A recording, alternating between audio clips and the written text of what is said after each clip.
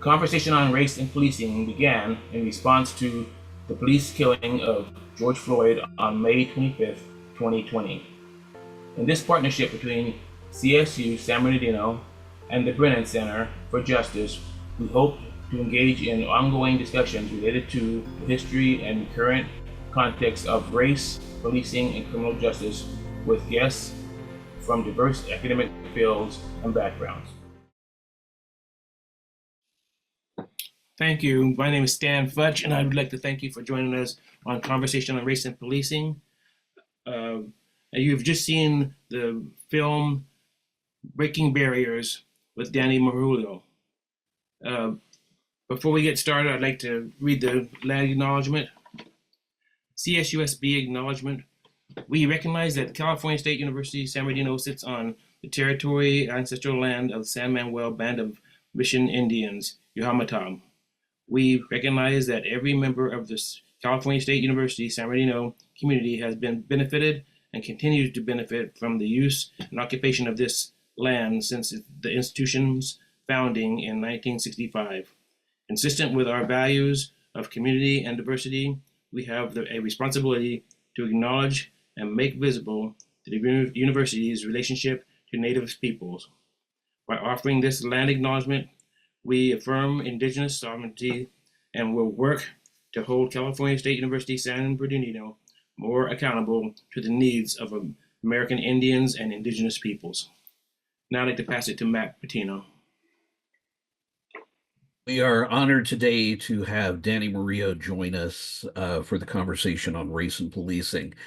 Danny is one of the co-founders and associate directors of the Underground Scholars Institute at UC Berkeley.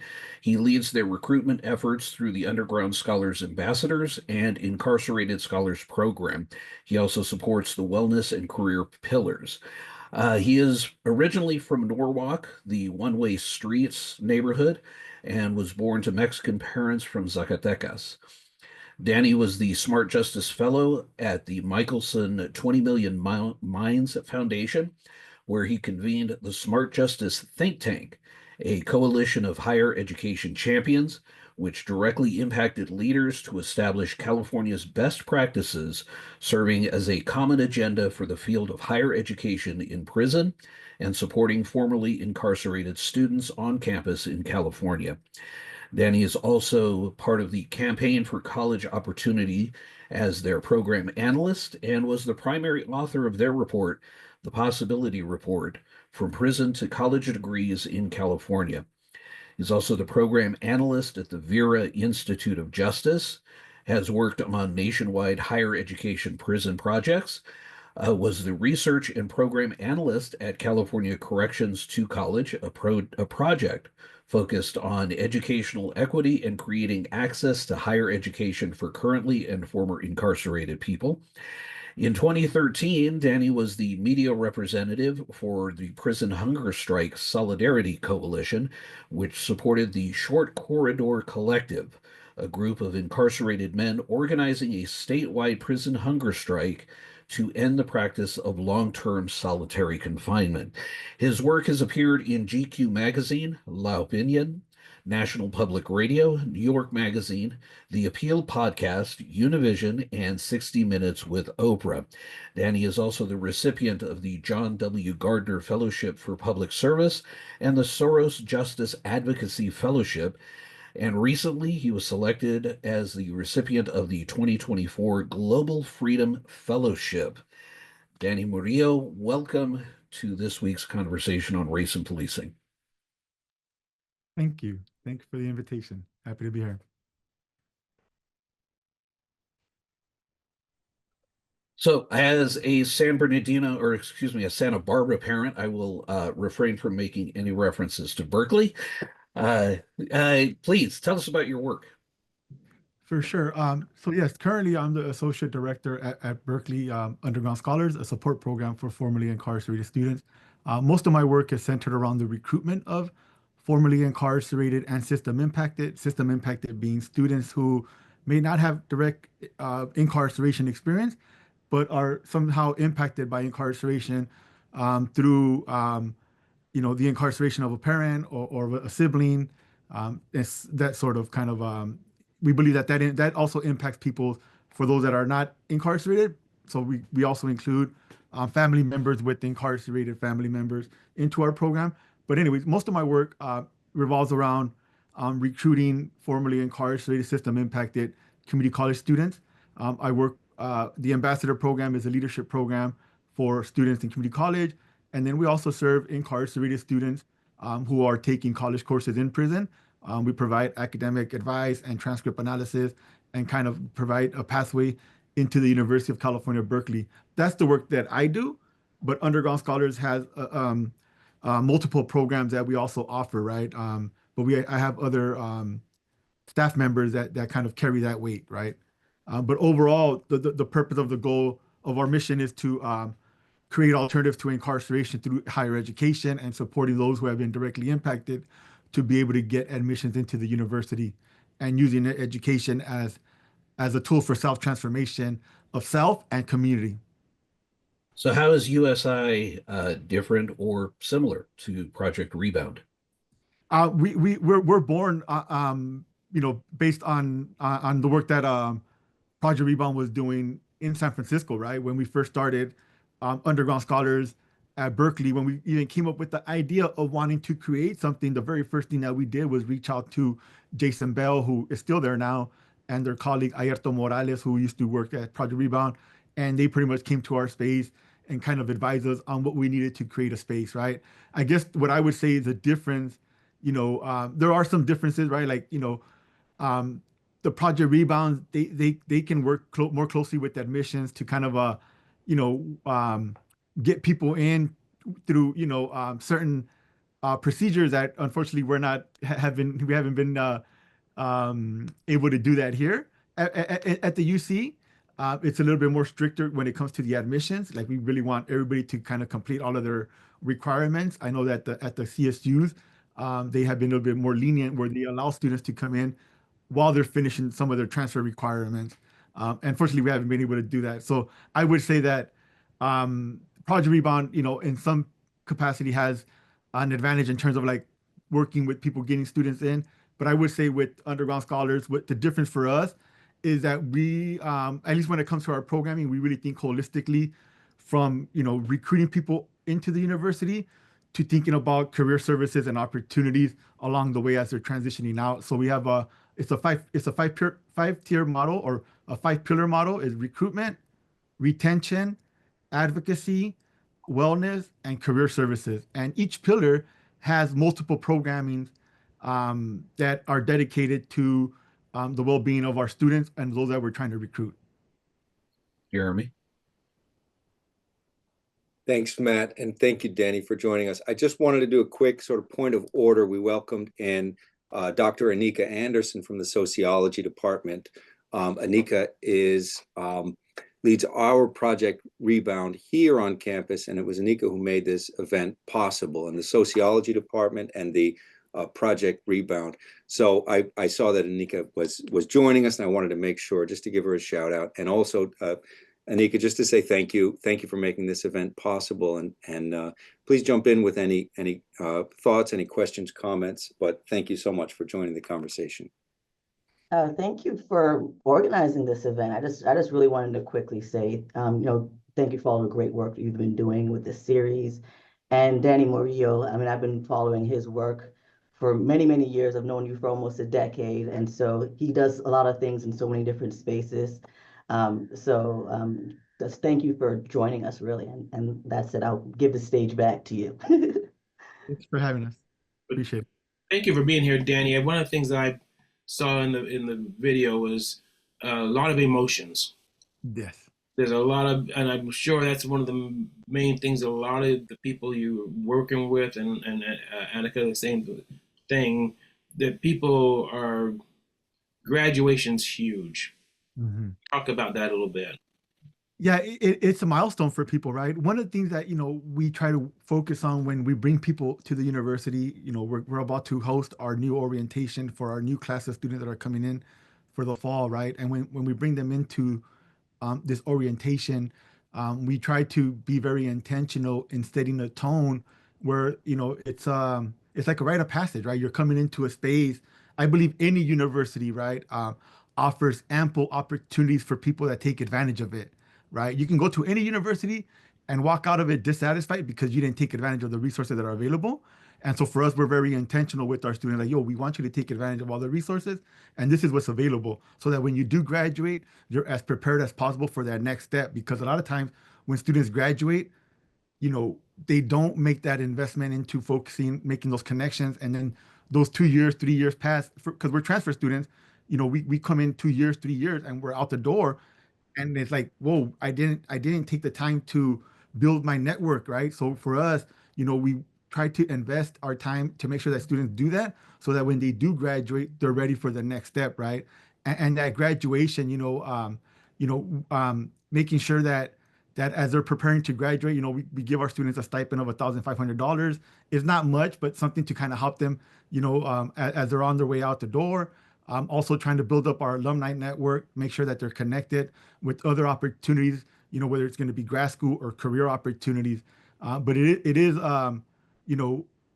it's a big step for most people, because to a certain extent, institutions similar to, higher education institutions similar to prison institutions can be places where, we get used to being here, right? And then when it's time to transition out, and if you don't prepare, it can also disrupt your whatever plans you had moving forward, right? So for us, it's important to support our students to be prepared for that next step that comes after graduation.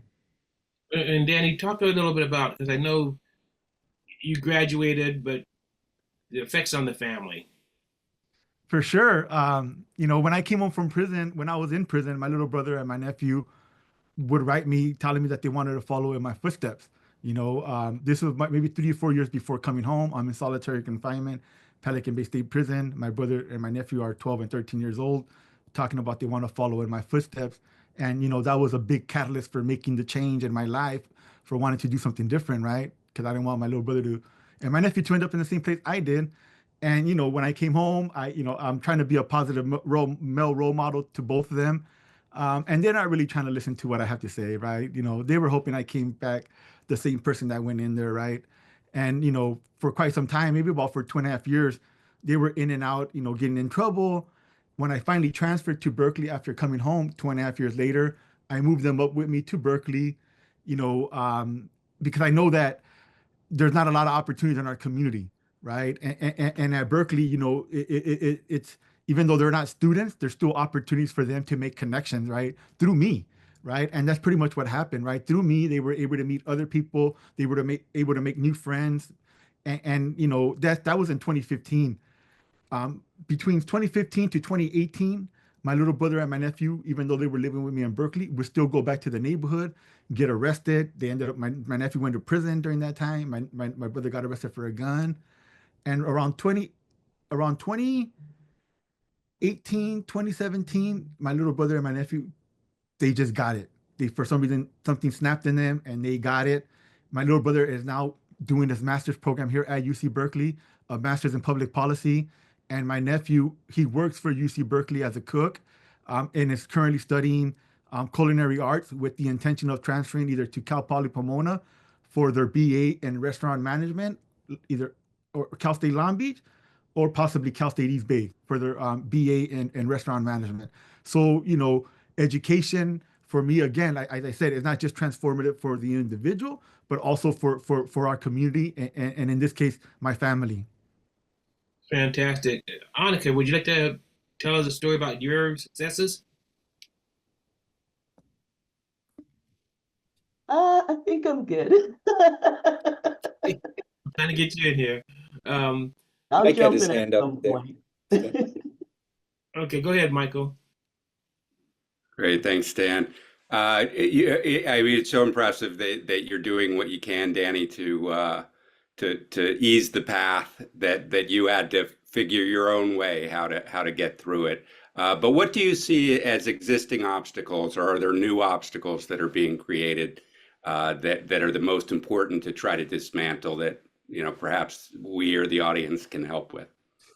I think one thing is, the careers that our students want to get into, right? a lot of these careers also still come with licensing barriers, right? So for me, I work in higher education. I don't encounter any licensing barriers, right? But for people that want to be psychiatrists or psychologists that need that clinical psychology license, right, to be able to practice, right, to do private practice, those are still barriers. And in California, I believe there's over 50 bureaus that offer some type of licensing for whether it's haircuts, for plumbing, for electrician, to being a lawyer, to being a medical doctor. So these licensing barriers, and they all have their own barriers, right? They're not, it's not uniform, it's not a uniform policy across the board, right? There's different barriers for different licensing, right? And so for us is, at least for me in academia, like I have to be informed, like what careers have those barriers so that I can inform my students as they're making selections in terms of what major they want to study, right? I think also, understanding these things can be changed, right? They can be changed and they can be removed. For instance, at UC Berkeley, there was a barrier for us to be able to be employed after graduation, and having a conversation with HR and explaining to them, like, we can get in debt to get an education at Berkeley, but we can't get a job to pay that debt. And and it was a very small conversation that we had with them, and they automatically said, you know what, that makes sense. Let's remove the question if you've been convicted of a crime from the application, right? And so they initiated this ban the boss policy that then had a trickle effect across all the UCs, and they removed that box. So now it's not, we still get asked, and they still have to run a clearance on us, right? But they don't ask us at the beginning anymore, right? Where that question discourages a lot of people from even applying. Right. Right. Go ahead, Matt. Danny, I have a question. I have met some formerly incarcerated people at Crafton Hills College, which is a community college. And so my question is, at what point are you contacting or making contact with formerly incarcerated? Is it starting once they're released and in a community college? Is it starting in the system earlier? Is Yeah, it starting a both. transfer? Yeah, we have our incarcerated scholars program. So students that are incarcerated right now throughout California, primarily throughout California, that are enrolled in mostly community college programs, are writing to us, and they want to know, like, what is the transfer pathways to Berkeley or to the UC system. So we are in contact with people while they're incarcerated, and we stay, and if they reach out to us after they get released, then we stay in contact with them. Also, we connect with the Rising Scholars programs, right? So I'm in contact with different community college programs throughout the community college system, which is the Rising Scholars Network. And I share, I have a listserv where, I share information with them about the ambassador. Like right now, we're doing recruitment for our ambassador program. And we share information about, I'll send them a link like, hey, I'm doing recruitment. Here's the application. Share it with your students. And sometimes students will reach out to us directly as well. Thank you. Annika? Hi, yes, it's Annika. I just wanted to chime in because again, I'm familiar with your work. Can you tell us a little bit about what went into some of the reports that you put together? So for example, and I'll drop this in the chat, you did this really groundbreaking work that for people who wanted to really start doing reentry work in the community, but also on college campuses. This was kind of what it was like, before we had publications on All Out Project Rebound, for example, this is what I turned to really give me some information. And so thank you for that report. I know you have a couple of other reports. Can you talk to us a little bit about the work that it took to kind of put that together? For sure. Thank you. So this report, the possibility report, came out of a grant from the Art for Justice Fund. And what happened was that I was working with Corrections to College from 2016 to 2019, and our program was pretty much over.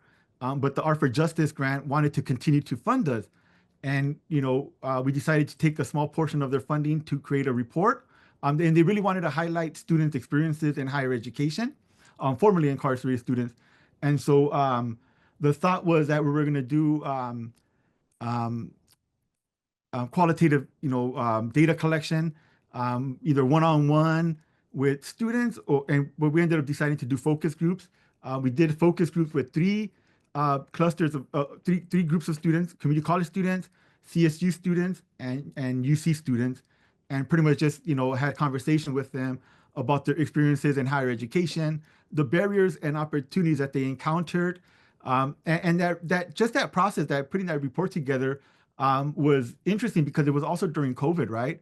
And one of the things that came out was not even about the concern was not even about the formerly incarcerated students, but more the incarcerated students, right? And one of the things that came out of that was the Student Bill of Rights, right? As I was working on this report, we're talking about formerly incarcerated students, and the question is like, well, what about incarcerated students? And because there was a shift from in-person to correspondence because of COVID, we thought about creating a policy that was titled the Student Bill of Rights, Incarcerated Student Bill of Rights, and making sure that students in prison also had some type of protections in their education, right? And one of the things that came out of that was that any education program that's going to go into a prison has to be a public institution or some type of accredited program. It can't be a for-profit program, right? And so I really appreciated that because, I think through a lot of times when we do things for profit, it kind of waters stuff down where it's just more like how many people can we get into the program and not what's the content that we're delivering, right? And with public institutions, I think we have an opportunity to kind of have more oversight in terms of like what is the curriculum that's being offered to them, So I think that's one of the good things that came out of the report, right? And the other report, other good things that came out of the report was just really understanding what are the barriers that folks are encountering. I'm 15 years removed from being a formerly incarcerated person, right? And it's very different from someone that just got released today, right? Those barriers are going to be different. And so I think it was important to highlight what those barriers were at that particular moment in time. Danny, one of the students in the video mentioned that they preferred failing the class rather than face the stigma. So I'm curious what USI offers academically on campus to those students who are struggling. For sure, we hire tutors in our program. For the most part, most of the tutors that we have in our program are focused on writing, right? UC Berkeley and universities are heavily focused on writing. But also, if there's a student that's encountering, learning barriers around stats or some type of, math-related subject, then we'll hire specific tutors for that subject for those students, right? So if students are facing a specific barrier in a class, we'll hire tutors. If they need more time in testing, we encourage them to apply to the Disabled Student Program, which is a program for those students that are facing physical or psychological disabilities, right? They give you extra time on testing. They give you a private room to take your test and other accommodations to make it easier on you. So we really try to encourage our students to either take advantage of the resources that we offer with additional tutoring or take advantage of the resources that are offered through other programs that will accommodate them in their learning disadvantages. You mentioned your younger brother and your nephew, and having them move away from Norwalk up to the Bay Area. Is location, does that correlate to success, or have you seen that? I think in some cases it very much does. My little brother and my nephew, they were very much in love with the streets, so removing them from that, and putting them in a different environment, an environment also, one thing that I told them, you're at university, there's a lot of young people here. They like to party, they like to drink, they like to smoke, they like, people hang out and but yet pay attention to what they do. They do it Friday to Saturday or Thursdays to Saturdays, Sundays, but yet Monday through Thursdays, they're focused on their responsibilities as students. And I mean, there's nothing wrong with, having some fun on the weekend, but, throughout the rest of the week, like folks are focused on what they got to do. You know what I mean? And that was a way for them to kind of create some structure in their life, right? Seeing other people doing it. I used to bring my brother with me to class, have him with me sitting in class. At first, he didn't like it, right? But after a while, he kind of got used to it and he got into the material and he was able to grasp the material, which inspired him to, go back to school. He started with his high school adult basic education, got his adult high school diploma, and then went to Berkeley City College, where, it took him a while to get it, but once he did, like, he just became an outstanding student, graduated from Santa Barbara with a double major and honors, a 4.0 in sociology and political science. And so I definitely think the environment had a big factor, right? Especially the community that we were able to create through underground scholars, right? Him, my brother, and my nephew being able to coexist with people that have similar experiences, but yet are now focused on and have a new outlook on life, And I think that was part of the motivation for them to be able to change. And success had to have a motivating factor for them also, right? Watching you succeed. Oh, yeah, definitely. I think so, and that, and also, them seeing me apply for scholarships. UC Berkeley has an abundance of resources when it comes to research scholarships.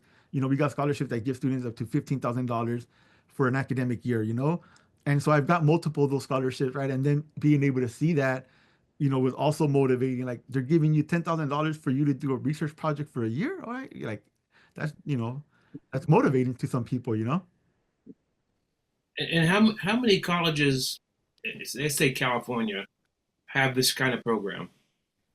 Every UC program that offers undergraduate degrees.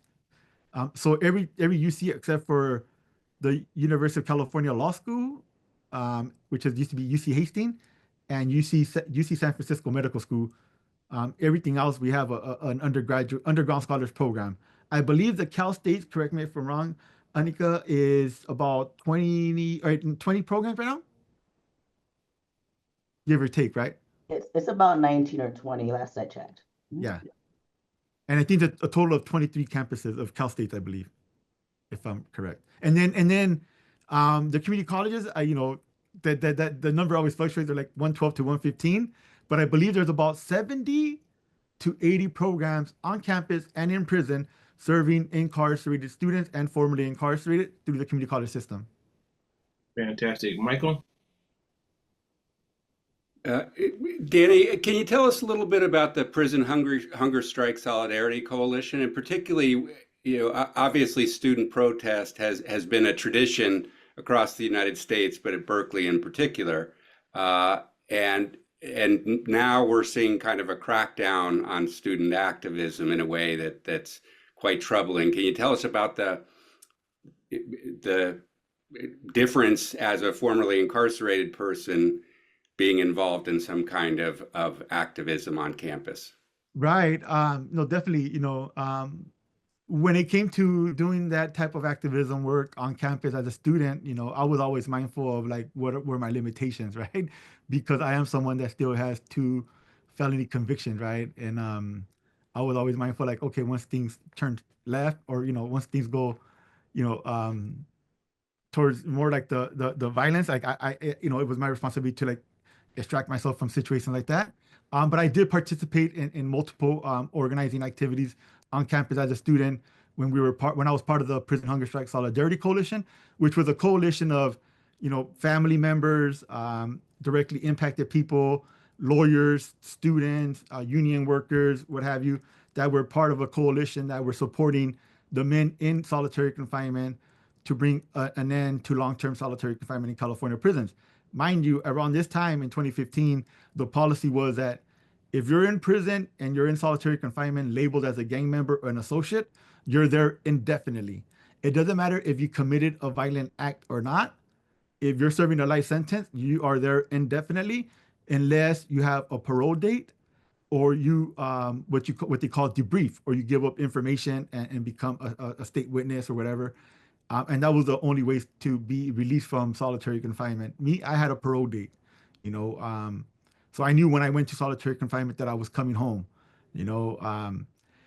but I also left solitary confinement knowing that a lot of people weren't coming home. And so when the hunger strikes started happening, I was outside when these hunger strikes started. I was in 2011, the first one started. I was still on parole. I was in community college. I was still living in Norwalk. I did not get involved in the first or second hunger strike. for fear of being labeled gang activity. It wasn't until I got to Berkeley that I got involved in the third hunger strike and then got involved in the organizing as a student, right? And at that time, I was no longer on parole, so I didn't have that fear, like, okay, I can't get involved. But yeah, as soon as I was off parole, I offered my services, and my services was really just sharing my story in solitary confinement and the conditions of that experience. And one thing I realized out of that experience was that I needed help, a lot of psychological help. Every time I spoke about that experience, for some reason, I was just depressed. I would stay in bed for like hours.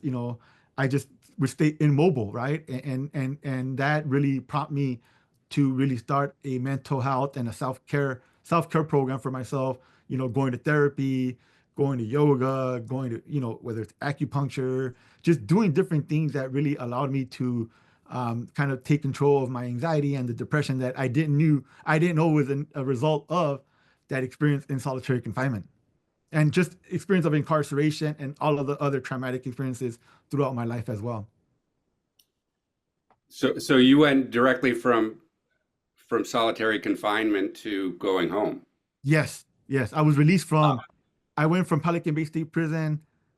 I was transferred sometime like in January 10th of 2010. And then I got transferred to Lancaster State Prison, where I stayed in administrative segregation for about a week until my parole officer picked me up and drove me home, right? I got drove home in handcuffs and got released. They take you to your house and then they uncuff you. And that's only for people that are getting released from solitary confinement.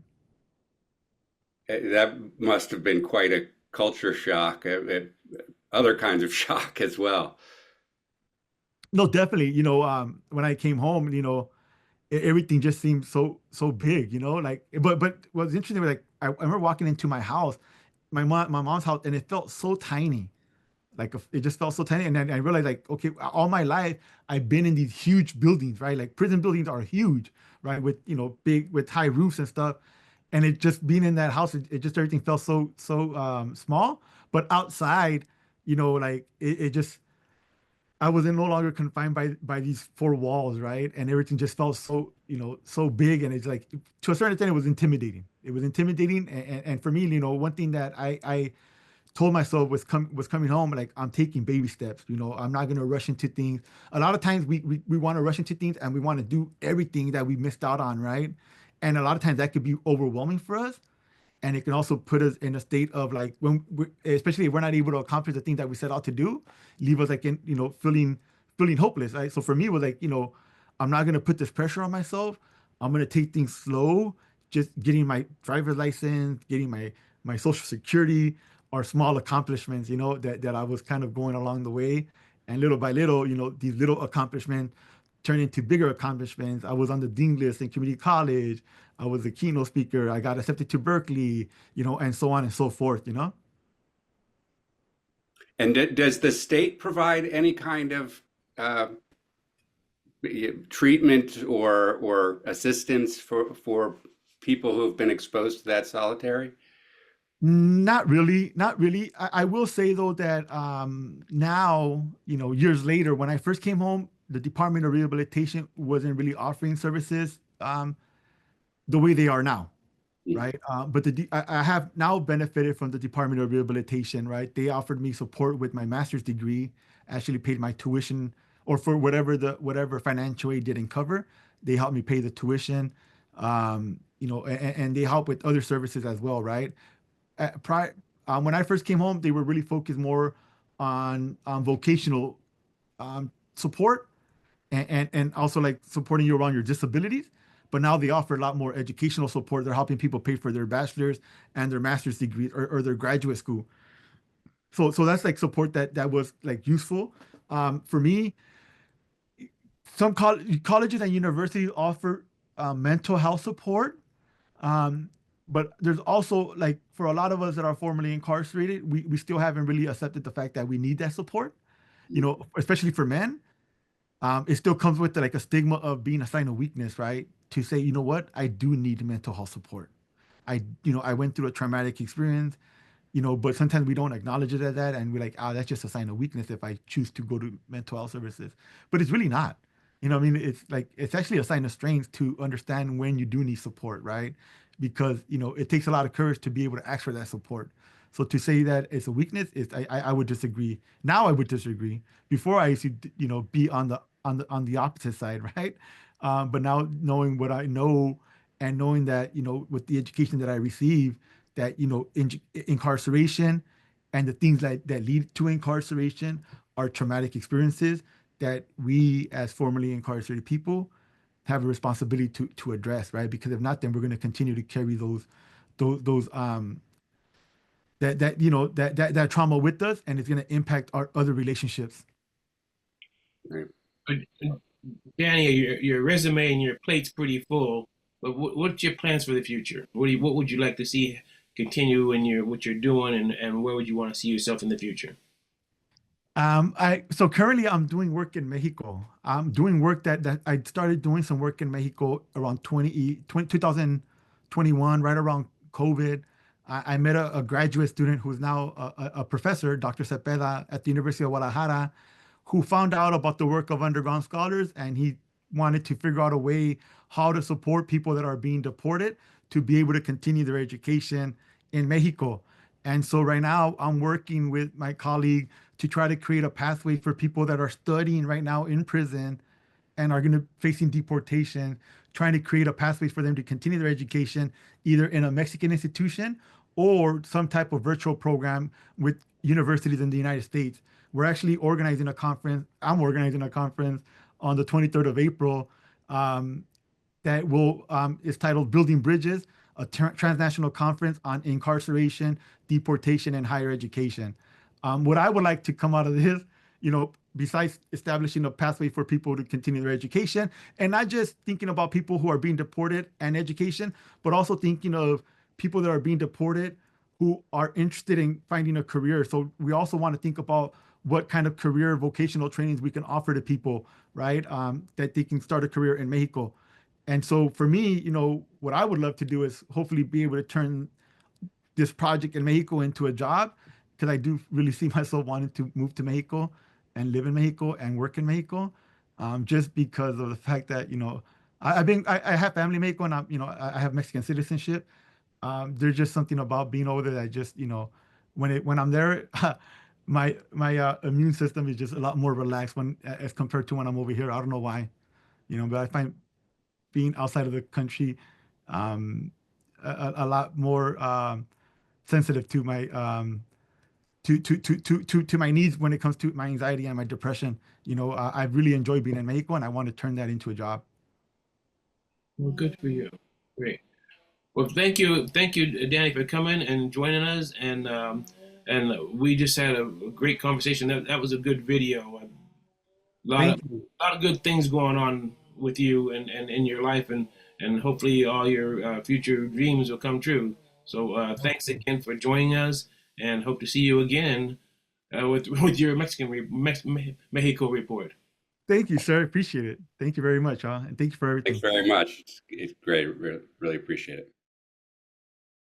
Conversation on Race and Policing has been supported by funding from the California State University, San Bernardino College of Social and Behavioral Sciences, Pfau Library, and the Diversity, Equity, and Inclusion Committee. Tin Lee is our technical consultant. Pamela Crafton provides administrative support, and Alan Yorba provides communication support. There's more information in the show notes, and please join us online at csusb.edu/CORP for upcoming programming, and find our catalog of over 100 past events with guests like Robin D.G. Kelly, Jamal Bowman, and Dorothy Roberts, and many more.